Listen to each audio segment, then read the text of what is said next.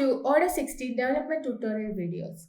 In this video, we are going to discuss about nameget function in Odoo 16 and its use case in Odoo development. Nameget function returns a list of pairs for each record and the return type is list of tuple. One example for nameget method can be found in the process of quotation or sale order creation. The process of obtaining internal reference with the product name in the product list is done using the nameget method in Odoo.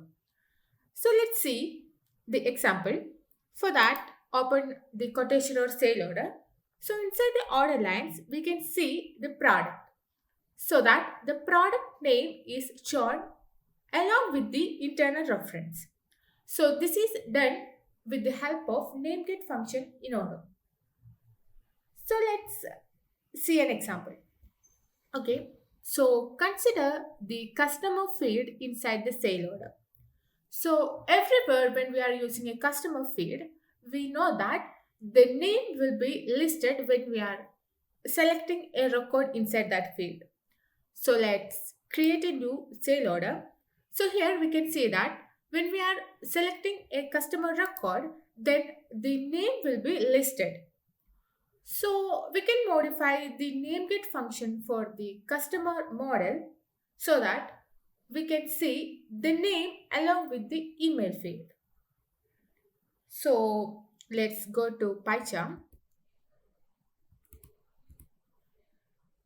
And here we know that we want to modify the nameget function of the contact model, that is rest.partner model. So we have to inherit the rest.partner model by using the keyword inherit. So I have already inherited the rest.partner model. Now let us modify the nameget function so that we can include the email or the contact email along with the name.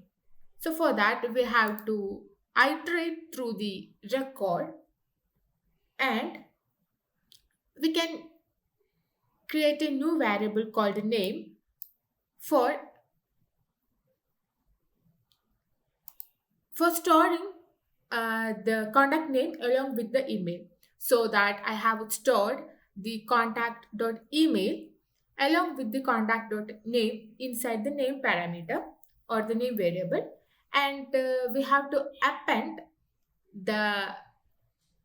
this result along with the ID of the record. So it's very important to append the ID along with the name. The name is the name which we want to show inside the drop-down list.